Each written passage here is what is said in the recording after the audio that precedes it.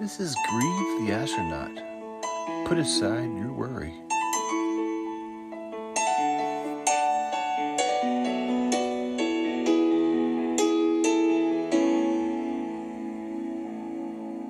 Did you think that life was simple? Did you think you had a plan? In the path that lay before you, God lent a helping hand. Did you think you'd be happy? Did you think that you'd be sad? When the truth reveals the answers, you start to understand.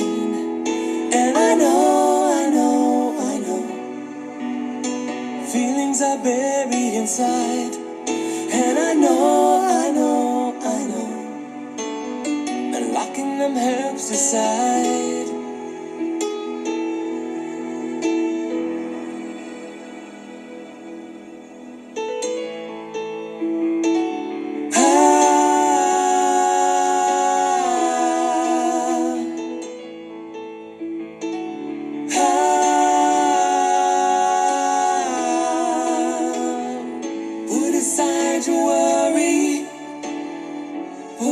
Your pain.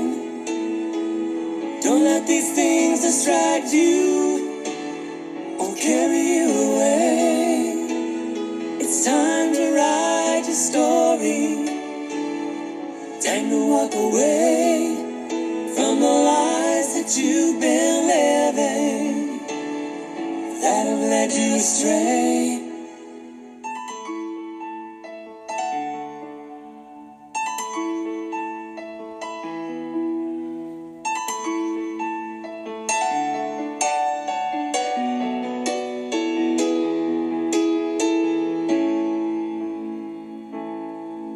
Did you think you'd be happy?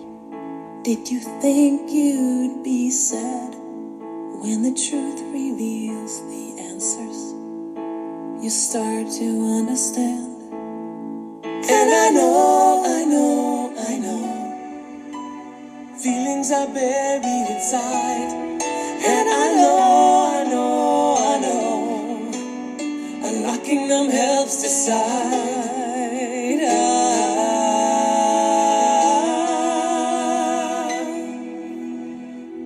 Put aside your worry, put aside your pain. Don't let these things distract you or carry you away. It's time to write your story, time to walk away from the lies that you've been living that have led you astray. Put aside your worry, put aside your pain. Don't let these things distract you, no, or carry you away.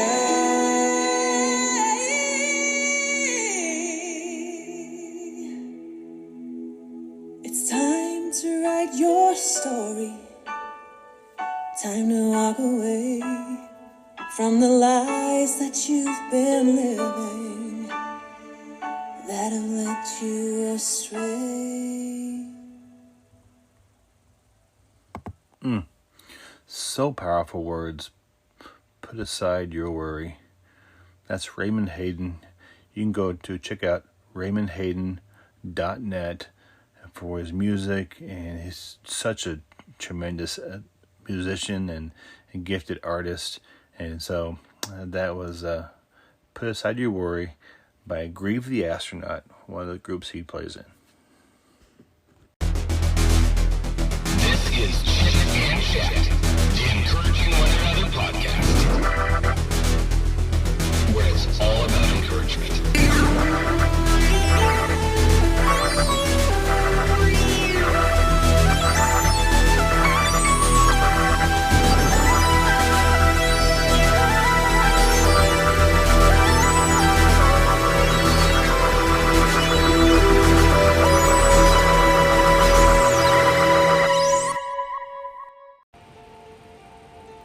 Hello, and welcome to Chit Chat, the Encouraging One Another podcast. I'm your host, Jody Sheffield. I'm excited today. I'm always excited when I have guests on and get to talk with them and share their story. My guest today was born and raised in the great city of Arkansas. Go Hogs! She's a graduate with a business degree from Southern Arkansas University, and she served in our military. She was in the United States Air Force as a C-17 Loadmaster. Kind of curious what that is. She has 2 beautiful daughters and a beautiful son who is in heaven. She loves to sing, hike, hammock camp. Kind of curious what hammock camp is. Fish, and pretty much anything outdoors.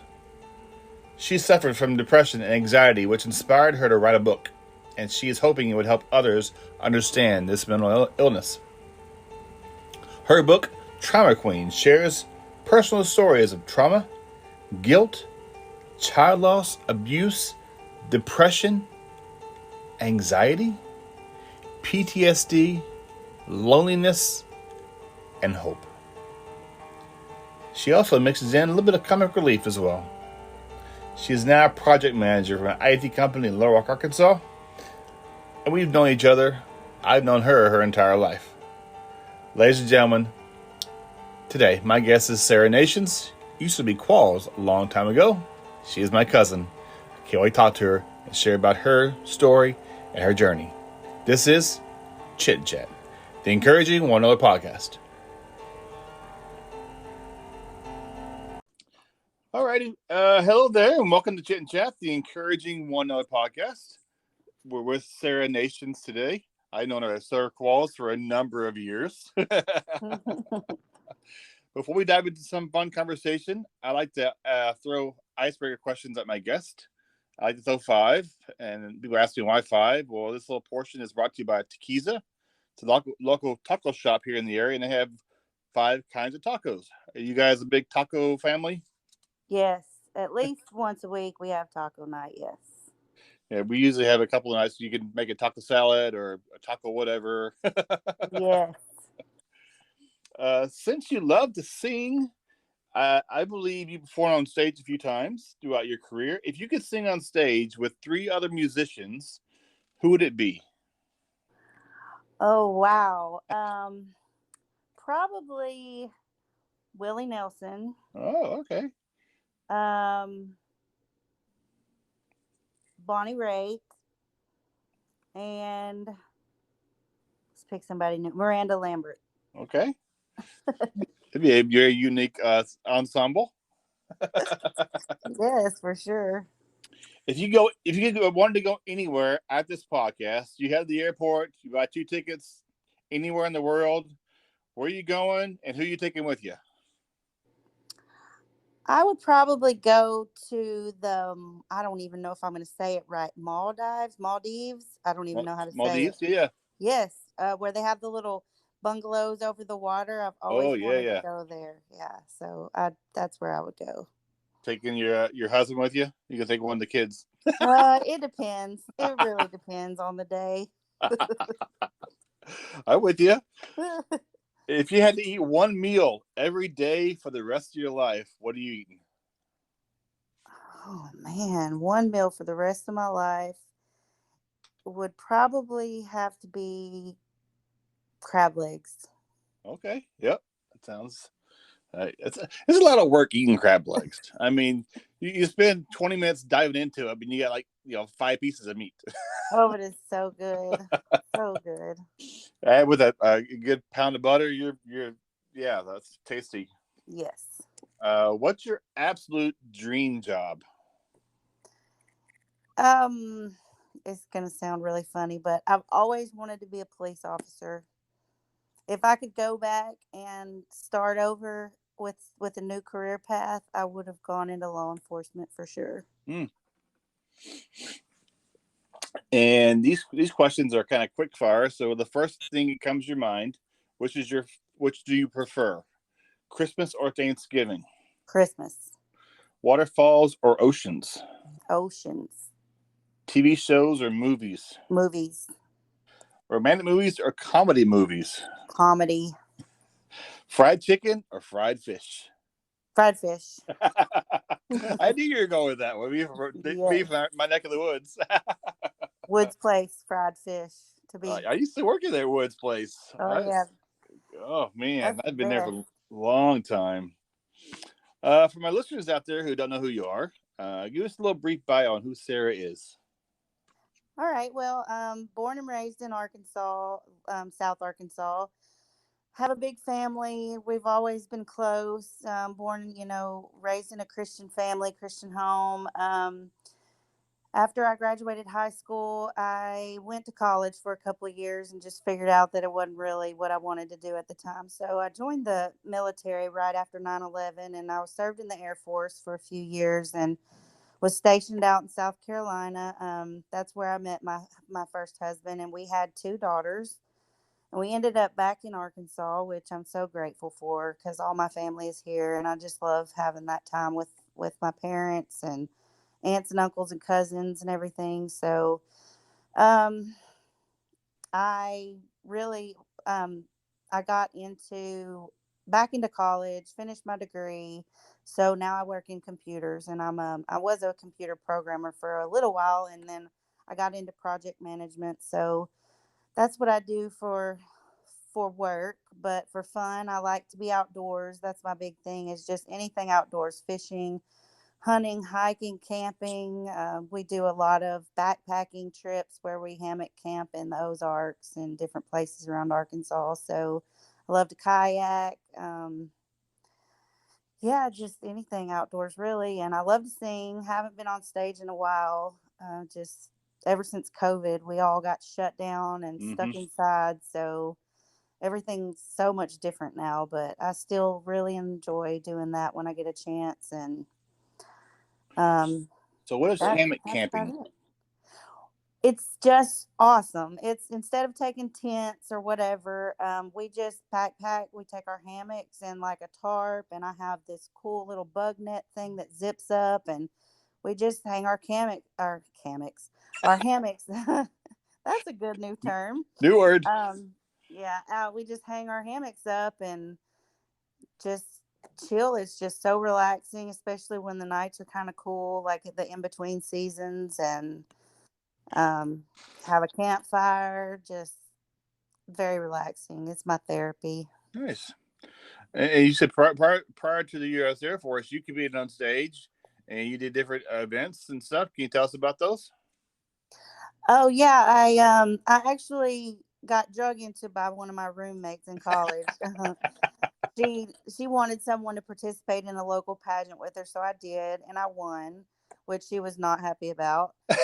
And so it kind of backfired, but then I got my first taste of the pageant world, and I got to compete in Miss Arkansas, which was a lot of fun. So I decided to do more pageants. I did two more after that. I won another and came in like third runner up, I think, in the second one, but got to go back to Miss Arkansas a second time. I never made the top 10 or anything, but it was such a cool experience. I met lots of neat people, and that kind of led to my enjoyment of being on stage and entertaining, Mhm. So I got on the radio show after that down in Magnolia, and I sang on a live radio show for some years down there. So Oh, just really enjoyed being on stage a lot. was someone who gave you inspiration to sing when you were growing up, or just was in your blood, or? I think it was just a family thing because, whenever we would all get together, everybody would pull out the hymnals and we would sing church songs, and Mm-hmm. we would have the harmony. And I don't know, I just always loved songs, loved music. And I had terrible stage fright and, going through high school and college. And I still get nervous, but now it's more of like an exciting nervous, it's not so much like scared out of my mind, but like it used to be. So Just it's not fun. breathe. Exactly. I've had a few interviews of people on my show that I didn't think they'd be on my show. Actresses or I'm like, I gotta Right. breathe first before I do this. Right. This is surreal. You do. You got to calm your nerves because they will get the better of you. What enticed you on joining the United States Air Force? Honestly, 9/11. I Okay. was still going to college part-time and working part-time here in Little Rock. And when that day happened, it just like, I know it shook so many of us, but it just really, it got to me. Like for days on end, I could just replay the events in my head and the people screaming on TV. And I know we were so far away from the actual event, but Mm-hmm. it seemed like it was so personal. And then I was like, you know what, that is the perfect fit for me, for my personality. I wanted to put on a uniform and go out and serve. And so that's what I did. And I can honestly say that I loved every minute of it. It was a great experience being in the military. I would have stayed in and retired if it weren't for my girls. It's just hard on a family. Mm-hmm. Yeah, Yeah. very. Yep. While you were in, you were a load master. Can you share about being a load master? That's a very fancy title, load master. Yes. Yeah, I was a C-17 loadmaster, and basically our job was in the cargo area of the plane. We loaded and unloaded all the equipment and passengers. We were in charge of all the weights and balances for flying. So you have to figure out how much weight cargo you can carry and how much fuel you can have on the plane Mm. to get from one destination to the next. And so we were in charge of all those types of calculations, and we would go out and start the airplanes up before the pilot got out there and check all of the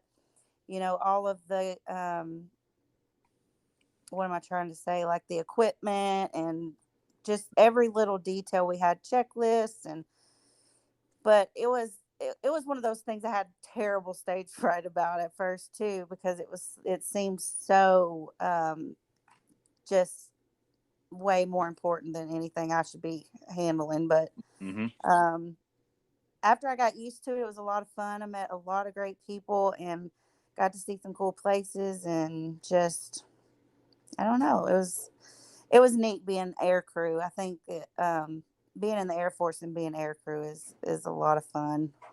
When I was in the Navy, I got stationed. I was in Bremerton, Washington. I got called to my ship, which is Diego Garcia, which is a small island offside the Indian Ocean. Hmm. I flew to Alaska, and Alaska from the Philippines, I caught a C-130, and those things are monster planes. They're huge. Oh yeah, and the C-17 is even bigger. Mm. Yeah. Have you ever ridden one? No, not the C-130. I've been on them. Okay. I was actually originally supposed to be stationed in Little Rock and work on a C-130, but they don't have a bathroom. So I like backed out of that real quick because It's kind of they important. literally, yeah, they literally have a bucket. And if you're a female wearing a flight suit, that's just not a ideal situation. So Oh yeah, no I, thanks. I said, change me to another aircraft, please. Anything you remember most that you really just doesn't go away from your noggin that you remember the most about being in the Air Force? Um, It's a camaraderie with Honestly, people, or yeah, the pride that I felt every time I put on my uniform. And I would spend hours on ironing. And I know that's stuff that you mostly do it during training and everything. It's so important, have crisp uniforms and everything. But I would spend so much time shining my boots and ironing my uniform and making everything just perfect. And just putting on my uniform every day I was so proud to do that. And mm. anytime I got to salute the flag or, stand at attention during the national anthem, it was just that overwhelming sense of pride for my country and my fellow airmen. And just, I think that was probably the biggest thing So you did for me. Air Force. My dad did the Army. I did the Navy. I don't know if anybody in our family did the Marines or not, but we had the Armed Forces pretty covered, I think. Yeah, I think so. So this podcast is about encouraging others, and I reach out to anybody and everybody, and I believe everyone has a story. You truly have a story. Your book, Trauma Queen, shares the personal stories of a variety of things, from guilt, abuse, depression. Um, could you share a little bit about Trauma Queen and how it came about? Sure. I had been journaling for years as part of my mental health journey. I had been, you know, to different counselors and therapists, and that was one of the big things that they always, encourage you to do is journal, write down your thoughts, keep up with your way you're feeling and things like that. So I spent a lot of time journaling. And a couple of years ago, I was just in such a bad place, and it was to the point where people in my life were getting really frustrated with me. I could tell that my parents were frustrated with me. I was engaged at the time. He was frustrated with me. My kids, no doubt, had to have been. And it was hard for me because I had so many things that I was dealing with and that I wanted people to understand, um, and just be able to relate to me better.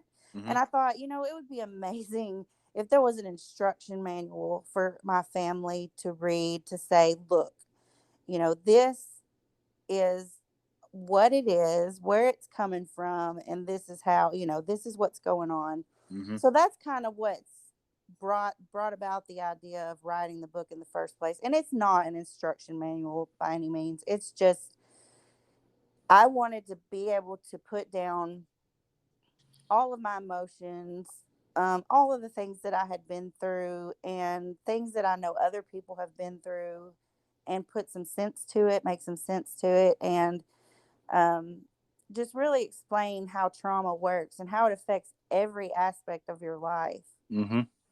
And, from relationships to your job to your physical health. I mean, so many things are affected when you're dealing with trauma.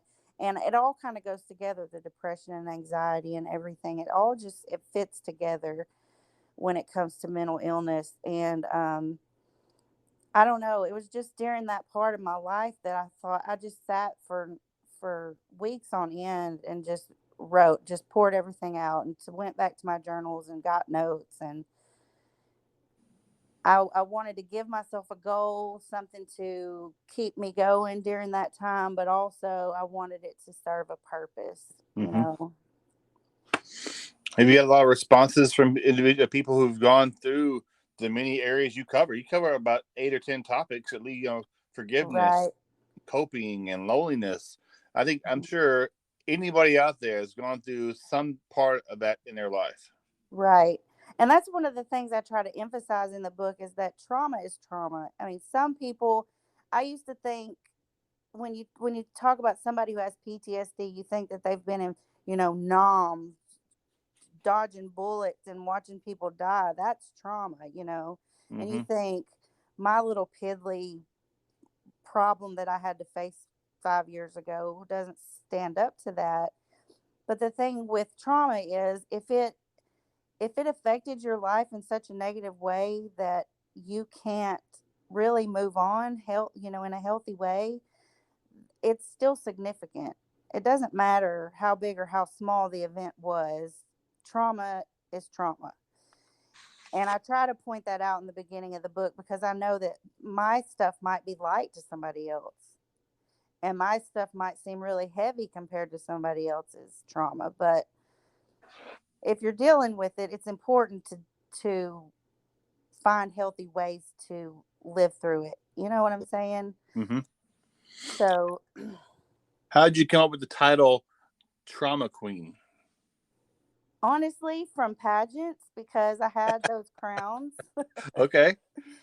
And it was just kind of a silly thing, like drama queen. Um, During that time, my parents, and they'll probably listen to this and just wring my neck, but during that Love, though, time, with love. when I was going through such heavy depression and dealing with the different things, my parents would make me feel like I was just being overly dramatic. And so that's where I kind of put drama queen together, because at times you are being dramatic, but there's a reason, there's a, there's something behind it. It's not just for the sake of the drama, if that makes any sense. Mm-hmm. So that's kind of where the title came from. With the challenges you faced over the number of the past few years, did you find support groups that did you share your story and hear from other people's and parents and their stories, how they went through stuff? I've attended several grief groups, which are awesome. The only problem that I personally have in a grief setting group like that is that I just empathize so much with people that sometimes I come away feeling worse than I did when I got there because, you hear so many sad stories, so many hurting people, and watch them cry and just hurt. And people who have been living with grief for 20, 30 years, and you're just like, holy cow. So I've been to several and they are helpful, I think, to some people. I think that's one thing that I have to deal with because Hmm. I want to take on everybody's problems and Right. sadness, and it gets to be a lot. Can you tell us about Hudson? Sure, I would love to. Um, well, Hudson was born in 2012, and he was, of course, my first boy. So I was so ecstatic to have a little boy. He was beautiful, so healthy. The girls, I have, two older girls, and they spoiled him to death. They just, you know, there were times that I would come home and they would have put lipstick on and kissed him all over, and he's covered in lipstick, So, I mean, he was so loved. And when he was 16 months old, I took him to daycare. It was on a Wednesday. I took him to daycare and went to work. And that day during my lunch break, I went and did some shopping with a friend. And I got a call. And the babysitter was on the other line and she was frantic. I couldn't really understand a lot that she was saying, but she said, I can't wake him up. I can't wake him up. Mm. So I immediately got in my car. My friend that was with me drove me because I was panicking, and we started heading towards the babysitter's house, and then we got another call that we needed to go to the hospital instead. So we went to the hospital, and we were met there by a chaplain and another, like a caseworker, I think, and put in a small waiting room away from everybody else. So at that point, I knew that it wasn't a normal situation, Mm-hmm. that was something bigger was going on. So they had air flighted him to the children's hospital here, and we waited for what seemed like forever. I don't even know how long it was, but they came in and told us that they weren't able to resuscitate him. So basically, um, Hudson's death, it was undetermined, the cause of death. We did an autopsy and an investigation. So everything was checked out from the babysitter's place to the way we fed him at home to the kind of diapers he wore. I mean, everything. Oh. They went very thorough. And they weren't able to find a reason. So I did some research online after the autopsy results came back, and I found out about SUDC. So basically, SUDC is sudden unexplained death in childhood, which is sort of like a cousin to SIDS. SIDS is sudden infant death syndrome. So, but any child over the age of 12 months isn't considered an infant any longer. So they are no longer categorized as SIDS. Mm. They categorize them as SUDC. So, and they have an amazing foundation that supports families that have dealt with this. And it is so eye opening. Um, there are families joining. I have on their Facebook group. There's families joining all the time. They lose kids, from Hudson's age all the way up to 18 years old, and it's just like wow, just in their sleep, just so bizarre. Wow. But yeah, that was definitely one of the worst days, if not the worst day of my life, Mm-hmm. um, losing him. But it's been it's been a journey for this year he would have been 10 years old. So he's been gone now for 8 years. So it's just it's crazy because it seems like only yesterday, but it also seems like a lifetime Mm-hmm. has passed. And you do a 5K, I think, every year, in Hudson's honor. And I saw some. I go through all the pictures all the time. You guys all dress up, right? You did superheroes. You like a theme, right? Yeah, I actually stopped doing the 5K several years ago. Okay. It got to be really a lot more Oh, than I okay. could handle on my own. But I did it for 5 years. Raised over $16,000 for the foundation, so that was, I was very proud of that.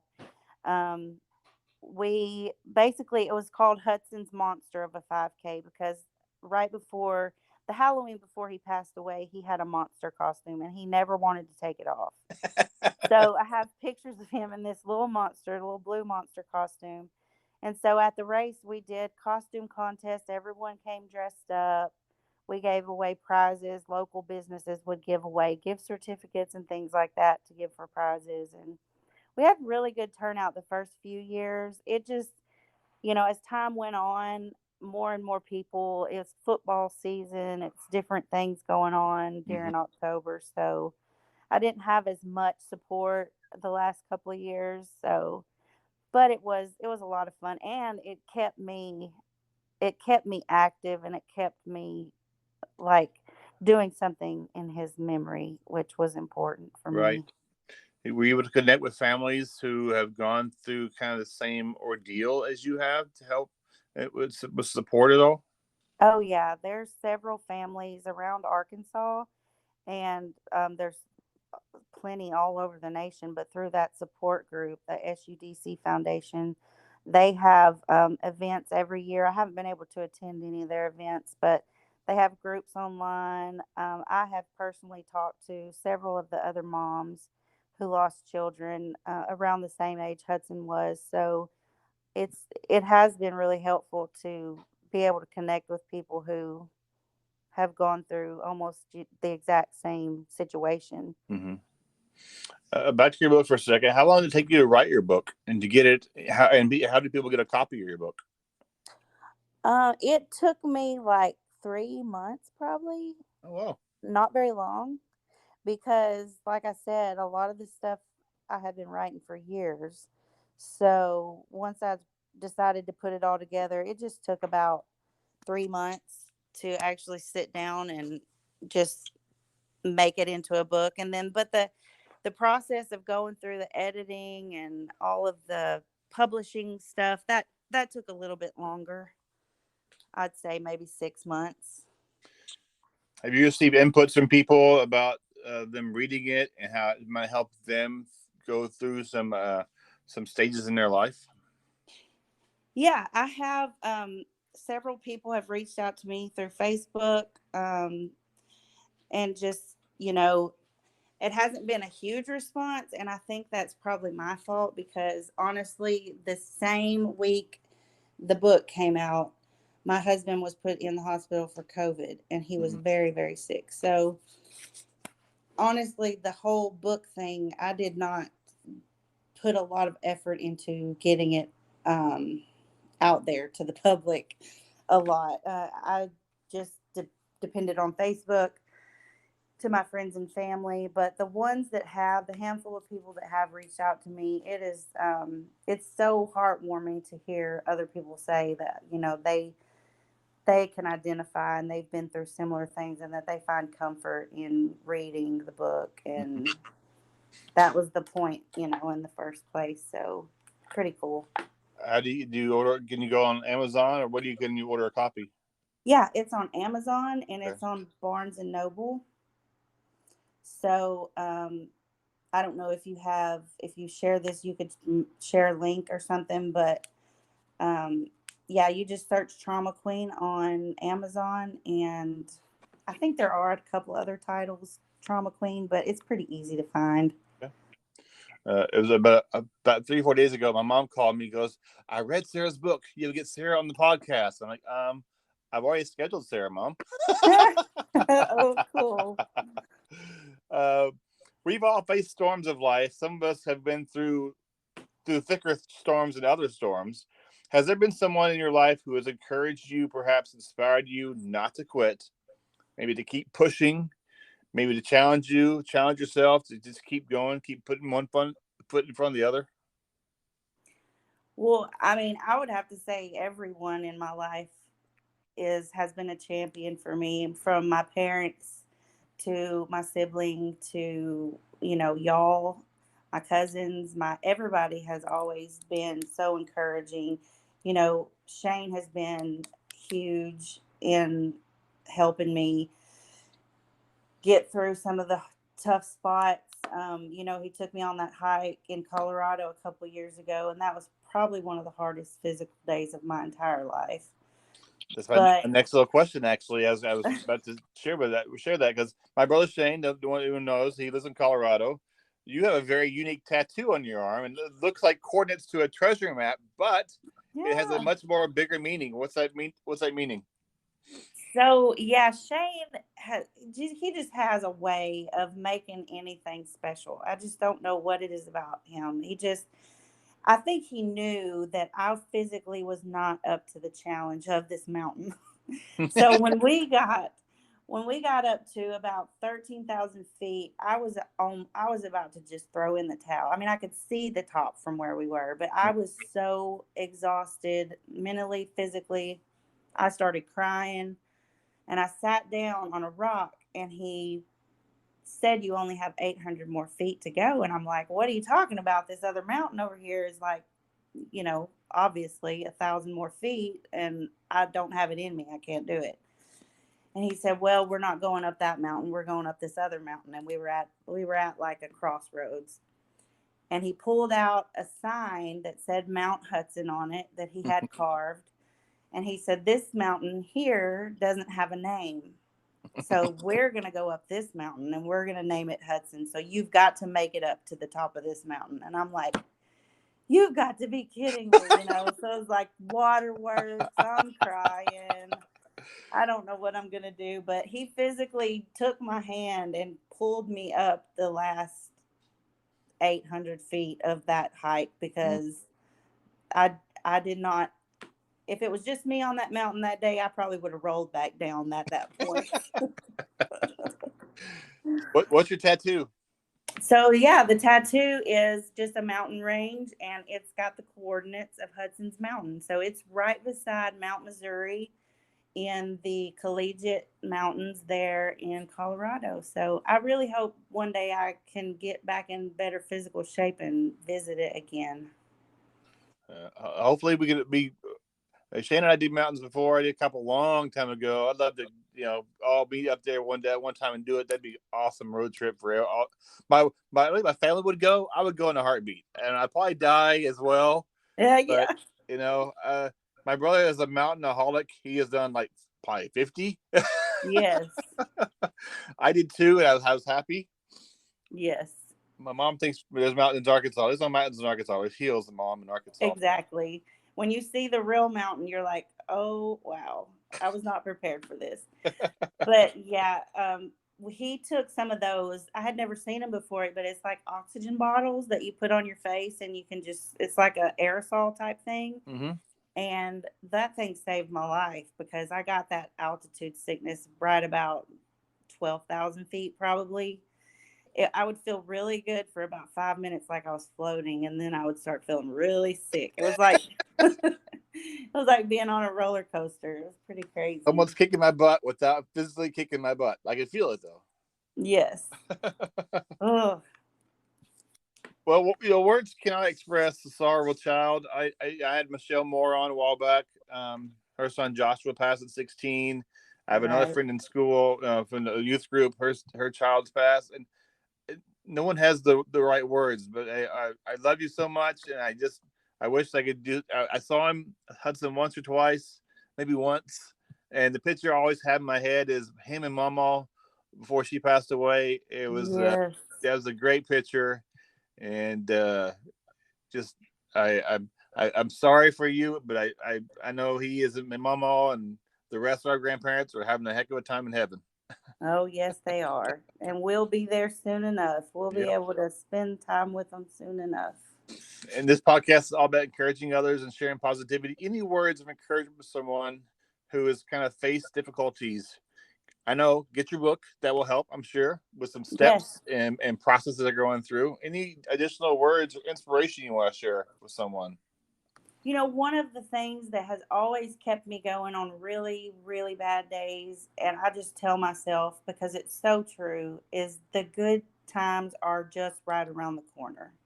You know, you can be struggling so hard financially or physically or emotionally, spiritually, but you never know when that great thing is about to happen to you.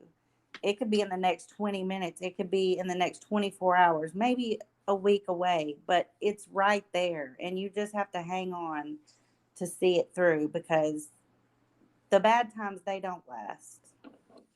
They just don't. That's true. Sarah, thank you so much for the time and sharing your story and sharing about Hudson and your amazing book, Trauma Queen. Hope someone can order it, and I hope it helps them. Thanks so much, and God willing, I'll see you one day face to face. Thank you, Jody. Thanks for all you do. I love you. Thanks for having me. You're welcome anytime. Love you. Bye-bye. Bye.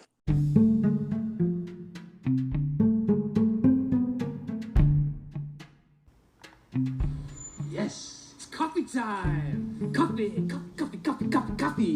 Cappuccino. Java, yes.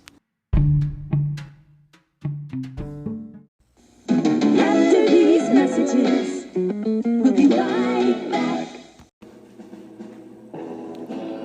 Are you craving donuts? Not those prepackaged, been sitting on the shelf for who knows how long at your local grocery store donuts. No.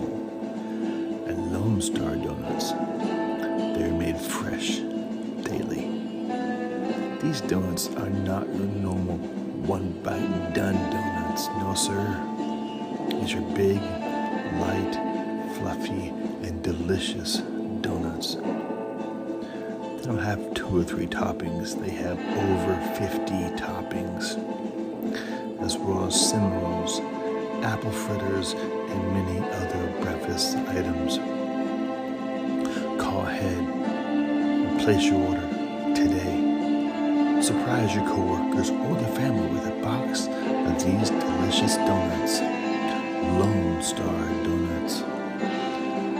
Lone Star Donuts is located at 10876 Maury Place Northwest in Silverdale, Washington. Call and place your order today at 360-204-5021. Tell me you heard about this on the Chit Chat Encouraging One Another podcast. You can't buy happiness, but you can buy donuts. That's the same thing. That's Lone Star Donuts.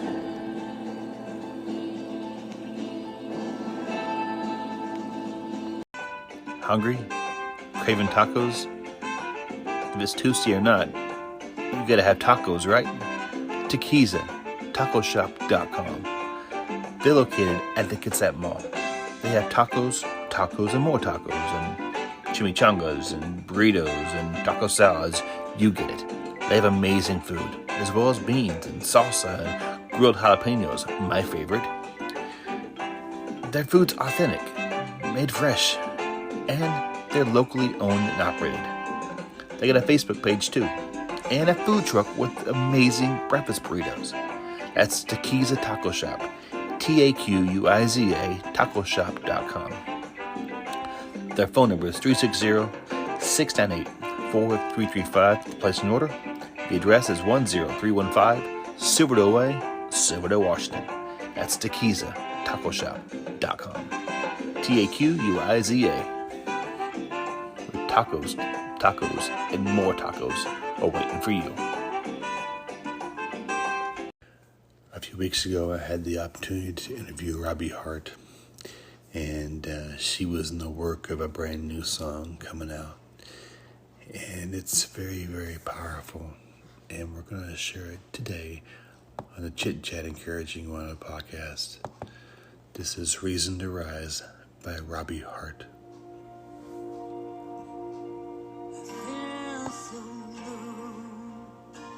Should I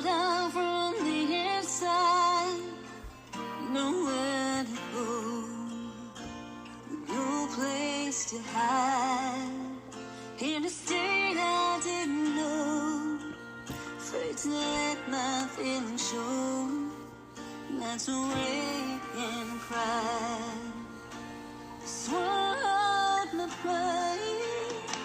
The love you made me fight and brought me back to life. I was broken, battered, and nothing else mattered. You shine your light on me. When my faith to the test, when my fears put to rest, you gave me something to believe. How I breathe and tell you, you're all that is real. My future's in your eyes. You're my reason to rise, the world to face, getting up again, my saving grace. But I couldn't see it then. I was lost without a trace. My whole life before erased. Everything seemed plain. Let go of the pain. Nothing made me fight and brought me back to life. I was broken and battered and nothing else mattered. You shine your light on me. With my faith to the test, all my fears put to rest. You gave me something to believe. How I breathe and I heal.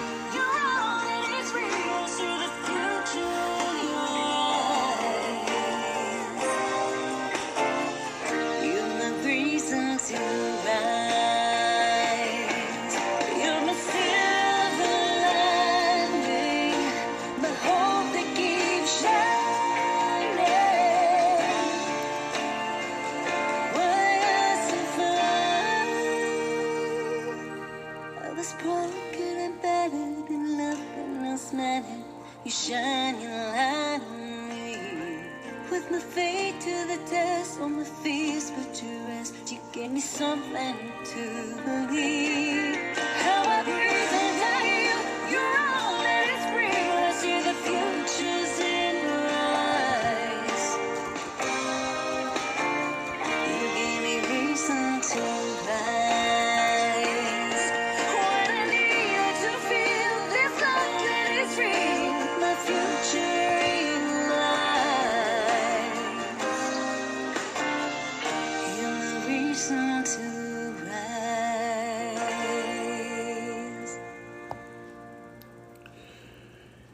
You can check out Robbie Harte's website at Robbie Harte, ROBBIEHARTE.com for her events and their schedule and her music as well.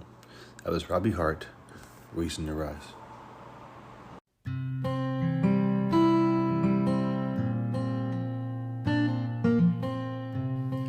I want to thank Sarah Nations, my cousin, for being on today and sharing about her book, Trauma Queen, as well as her son, Hudson, who passed away. And as difficult as it is, I know several parents who have lost young ones, little ones, or kids at very young ages. And it's always a topic that's very hard to talk about. But I believe that everyone has a story, and those stories can help encourage someone going through the hard times. I truly believe Sarah's book could help someone in the many areas we discussed: depression, anxiety, and PTSD, and those things that really could help someone that's going through or been through some tough times. So it was great catching up with her. I truly miss her. She lives in Arkansas. Haven't seen her face to face, besides, over the phone or video chats in quite a while. But it was great catching up with her, but thank you for being part of this podcast. And this podcast is meant to encourage someone somewhere. Someone asked me a while back, how many downloads do you have, or how many this or that? I honestly do not know if I have downloads or not. I honestly don't know. I have an idea on Anchor, tells me how many views I have. But if I can encourage just one person with a conversation I have with someone, with a song I share, that to me is what matters the most. That's what I love about podcasting, is the opportunity to encourage someone out there. And it can be the smallest thing. A word of encouragement could make a huge impact on someone's life. You will never know how much of an impact it may have. So don't be afraid to encourage someone, however it is. You may think it's simple or goofy or weird. Buying someone a cup of coffee, you get in the door for someone, saying please and thank you, could make a huge impact on someone's life. My wife and I run a calendar store at the mall, and we deal with a lot of customers. This is my part-time job, her full-time job. We deal with a lot of people. And it's so amazing when you're talking to someone and you share compassion, when you share, just being nice to someone, they smile more. And it's seeing someone smile is truly amazing, and laugh, and it's pretty awesome. But sorry about rambling here, but this podcast is about encouraging others. Thank you for being part of this podcast, and thank you for listening. Share it with a friend, family, coworker. It's all about encouraging others.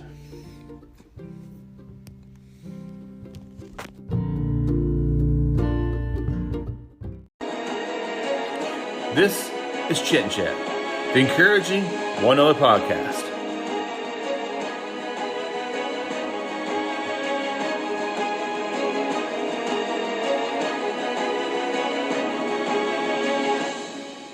What it's all about, encouraging others.